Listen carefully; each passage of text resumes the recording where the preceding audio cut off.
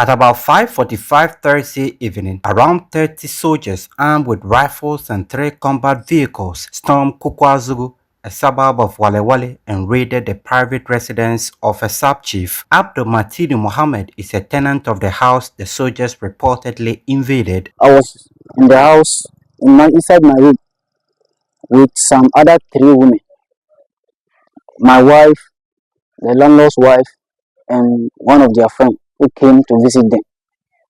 So I was coming out with a friend who was outside here waiting for me. All of a sudden, some military men invaded. The house was surrounded by the soldiers before some of them entered and started tearing down doors and windows and destroying properties in the rooms. They did not even greet.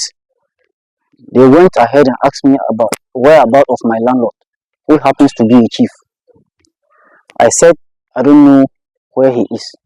They broke all the keys to the rooms, had access to those rooms, broke the ceilings and everything. I think it was only this store, which is going to be a drugstore. That's the signboard over there. It was only that store that they didn't have access to. As you can see, the destruction over there, this is the ceiling of the room that has, according to the residents here, was destroyed by the military men. They themselves climbed up onto the ceiling and caused this destruction you are just seeing. And not only this particular destruction that was caused by the military men. So this is another room, another destruction that we're just showing you. All these cooking utensils strewn around this veranda, as we understand, learning from the residents here, was caused by the military men. You can see that there's a chair. We understand the chair was cut open with a sharp object believed to be a knife.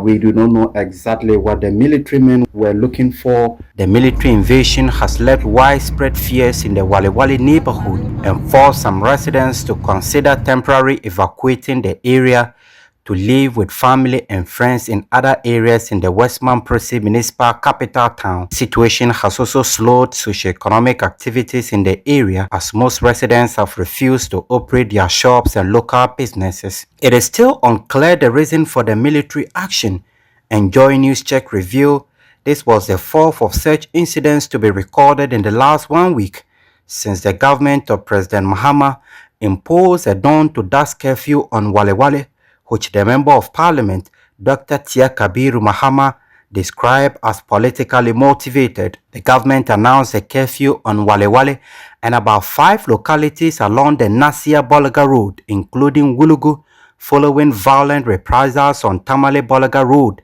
against commercial vehicles belonging to certain individuals or heading to Boko. However, since the arrival of the security forces in Walewale, the once bustling peaceful business town is being reduced to a besieged and isolated community filled with chaos, with daily reports of military brutalities and harassment. Some residents even suggested the soldiers were handpicked from a particular tribe and deployed in Walewale to target the residents without exceptions. I was not happy. I was feeling so threatened because we are having a pregnant woman with us that like she almost urinates.